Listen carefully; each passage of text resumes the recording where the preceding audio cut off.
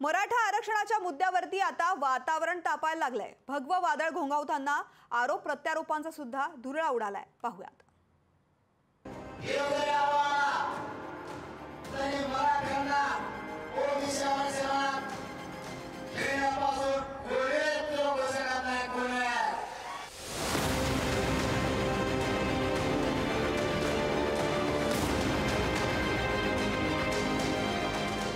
मनोज जरांगे पाटील झुकेगा नहीं या आपल्या भूमिकेवर ठाम आहेत। जरांगे पाटील यांनी सरकारला दिलेला अल्टिमेटम संपवायला आता केवळ 48 तास शिल्लक असताना आता जरांगे पाटील आक्रमक झाले।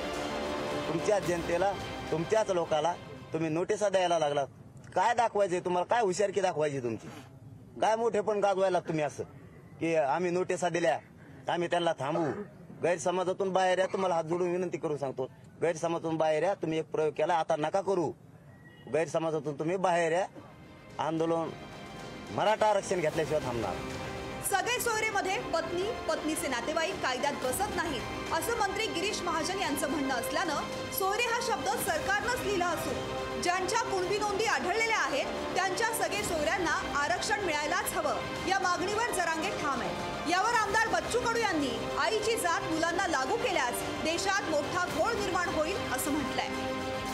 आईचा जर किमतीचा दाखला असेल तर तो मुलाला देण्यात यावा। तो तुम्ही म्हणाल याचं सगळं गोंधळ होईल जर असं झालं। काय नेमकं याच्यावर? मग ते खूपच म्हणजे सगळा मोठा गोंधळ महाराष्ट्रात निर्माण होईल। तर नवनवीन कल्पना ज्या जरांगेंना सुचतात त्यांचा आदर करायलाच हवा असं म्हणत पत्नी, सासू सासरे, त्यांचे नातेवाईक, भागीदार, सासू सासऱ्यांचे मित्र सर्वांना दाखले द्या असं म्हणत भुजबळांनी जरांगेंना उपरोधिक टोला लगावलाय।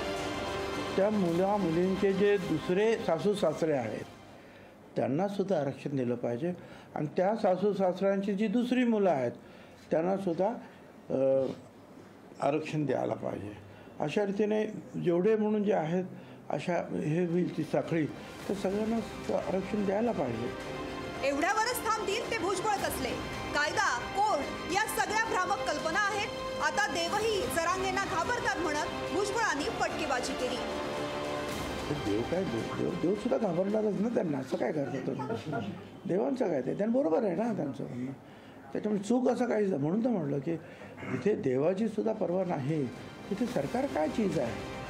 24 डिसेंबर नंतर एकही दिवस वाढवून देणार नाही असं जरांगेंनी याआधीच स्पष्ट केलंय। हे सगळे आरोप प्रत्यारोप पाहता पुढचे काही तास मराठा समाजासाठी आणि सरकारातही महत्त्वाचे आहेत असंच म्हणायला हवं।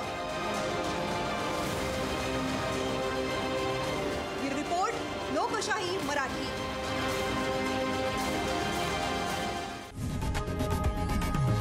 लोकशाही मराठी ऐका, पहा, जागरूक रहा।